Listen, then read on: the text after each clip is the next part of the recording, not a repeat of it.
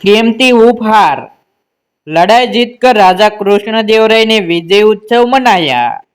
उत्सव की समाप्ति पर राजा ने कहा, लड़ाई की जीत अकेले मेरी जीत नहीं है, मेरे सभी साथियों और सहयोगी की जीत है। मैं चाहता हूँ कि मेरे मंत्रिमंडल के सभी सदस्य इस अवसर पर पुरस्कार प्राप्त करें।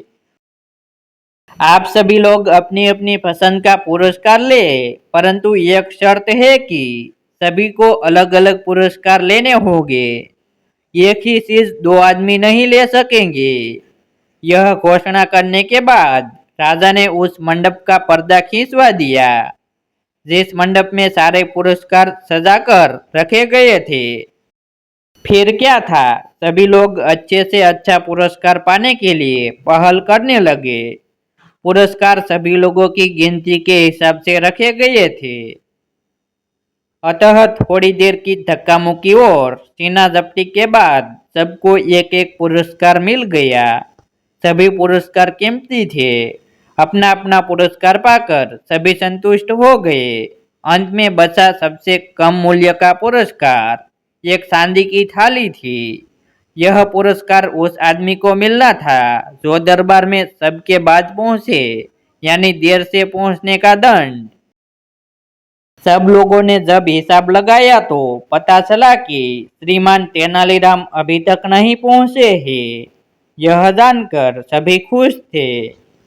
सभी ने सोचा कि इस बेतुके बेढंग और सस्ते पुरस्कार को पाते हुए हम सब तेनालीराम को खूब चिढ़ाएंगे, बड़ा मजा आएगा। तभी श्रीमान तेनालीराम आ गए। सारे लोग एक स्वर में चिल्ला पड़े, आइए तेनालीराम जी, एक अनोखा पुरस्कार आपका इंतजार कर रहा है। तेनालीराम ने सभी दरबारियों पर दृष्टि डाली। सभी के हाथों में अपने अपने पुरस्कार थे। किसी के गले में सोने की माला थी तो किसी के हाथ में सोने का भाला। किसी के सिर पर सुनहरे काम की रेशम की पगड़ी थी तो किसी के हाथ में हीरे की अंगूठी। तेनालीराम उन सब चीजों को देखकर सारी बात समझ गया। उसने चुपचाप सांझी की थाली उठा ली। उसने सांझी की उस थाली को मस्तक से लगाया और उस पर दुपट्टा ढक दिया। ऐसे कि जैसे थाली में कुछ रखा हुआ हो। राजा कृष्णदेवराय ने थाली को दुपट्टे से ढकते हुए तेनालीराम को देख लिया। वे बोले, तेनालीराम, थाली को दुपट्टे से इस तरह क्यों ढक रहे हो? क्या करूं महाराज? अब तक तो मुझे आपके दरबार से हमेशा अचरफियों से भरे थाल मिलते रहे हैं। यह पहला मौका है कि मुझे सांझी की थाली मिली है। मैं इस थाल को इसीलिए दुपट्टे से ढक रहा हूँ ताकि आपकी बात कायम रहे। सब यही समझे कि तेनालीराम को इस बार भी महाराज ने थाली भरकर अशरफिया पुरस्कार में दी है। महाराज तेनालीराम की चतुराई भरी बातें से प्रसन्न हो गए। उन्होंने गले से अपना बहुमूल्य हार उतारा और कहा, तेनालीराम, तुम्हारी आज भी खाली नहीं रहेगी।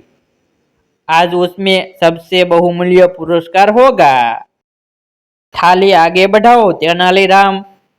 तेनालीराम ने थाली राजा कृष्णदेवराय के आगे कर दी। राजा ने उसमें अपना बहुमूल्य हार डाल दिया। सभी लोग तेनालीराम की बुद्धि का लोहा मान गए। थोड़ी देर पहले जो दरबारी उसका मजाक उड़ा रहे थे, वे सब भीगी बिल्ली बने एक दूसरे का मुंह देख रहे थे, क्योंकि सबसे कीमती पुरस्कार इस बार भी तेनालीराम को ही मिला था।